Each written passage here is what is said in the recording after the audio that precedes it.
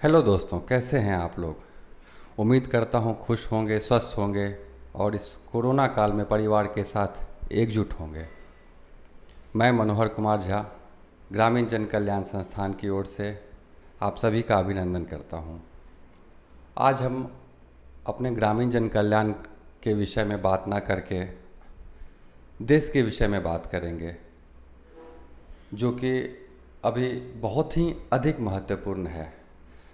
अब प्रश्न यह उठता है कि महत्वपूर्ण कैसे है। महत्वपूर्ण इस तरीके से है कि अभी जो परिस्थितियां हो रही हैं, जिसमें भारत और चीन के बीच रस्साकसी की स्थिति पैदा हो गई है, जो कि किसी भी राष्ट्र के लिए उचित नहीं है और हमारे भारतवर्ष के लिए तो एकदम ही उचित नहीं है। हमें हमारी एकता संप्रभुता को बचा के रखना ही होगा। सबसे पहले जानने की कोशिश करते हैं आखिर वजह क्या हुई और मुद्दा क्या है। जैसा कि हम जानते हैं कि काफ़ी लंबे समय से चीन अपनी दादागिरी करते आया है। पहले सिक्किम, फिर अरुणाचल प्रदेश और अब तो हद ही कर दी। लद्दाख सीमा पर चीनी सैनिकों ने घुसपैठियाँ करना एवं हमारे सैनिकों को परेशान करना भी शुरू कर दिया। बात कुछ इस तरह से है कि कुछ समय से ही हमारे सीमा पे विवाद चल रहा है, यह अभी सभी को अवगत होंगे हम सब। लेकिन इस बीच में तो हद ही हो गई। चीनी सैनिकों ने थर्मल इमेजिंग की मदद से हमारे सैनिकों की स्थिति और अवस्था और उनकी संख्या का ज्ञात कर लिया। पहले तो छुटपुट झड़प हुई, पुनः वापस चीनी सैनिक चले गए अपने खेमे में। लेकिन रात के अंधेरे में गौर करिएगा, रात के अंधेरे में एक भीषण सा दल लेकर हमारे निहत्थे सैनिकों पर आक्रमण कर दिया। अब मैं सवाल जानना चाहता हूं कि आखिर यह कहां तक उचित है। किसी निहत्थे पर आप हथियारबंद होकर, और हथियारबंद भी ऐसे कि उन्होंने कटीले तारों से, पत्थरों से, हाथ में जो भी रड रहा, इन चीज़ों से हमला हमारे सैनिकों पर कर दिया। इसके बावजूद भी हमारे देश के सपूत लड़ते लड़ते शहीद हो गए। इनका दुर्व्यवहार कब तक सहा जाएगा। अब समय आ गया है कि चीन को मुंह तोड़ जवाब दिया जाए। अब यह कैसे किया जा सकता है? तो केवल यह बॉर्डर पे, सीमा पे लड़ रहे हमारे सैनिक ही नहीं कर सकते हैं, अपितु हम भी प्रत्यक्ष अप्रत्यक्ष रूप से कहीं नहीं कहीं कर सकते हैं। अब सवाल उठता है कि हम कैसे कर सकते हैं। तो हम ऐसे कर सकते हैं, क्यों ना हम चीनी सामानों का बहिष्कार करें।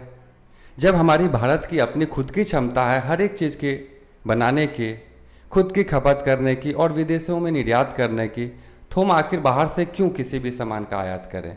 और ख़ास करके उन देशों से, अर्थात चाइना से, जो कि हमारे देश की संप्रभुता, एकता और इसके विकास को बढ़ने में अवरुद्धता उत्पन्न कर रही हो।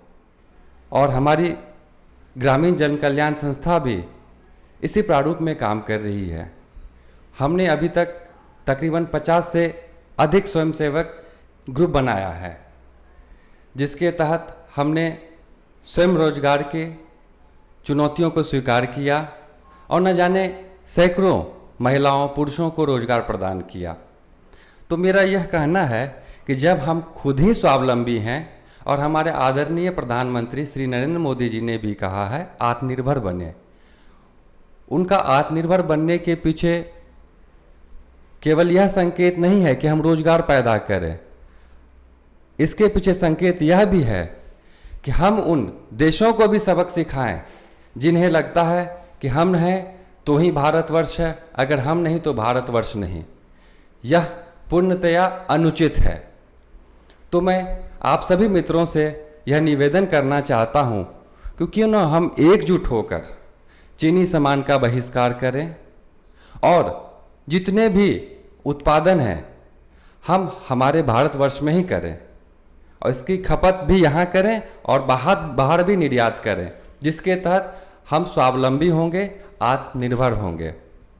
अब इसके उपरांत कुछ तकनीकी बातें हैं जो कि भारत और चीन के बीच में हो रही हैं। इन सब विषयों में हम आपसे अगले वीडियो में बात करेंगे। अगर आपको वीडियो पसंद आया हो तो लाइक करें, शेयर करें। धन्यवाद। जय हिंद।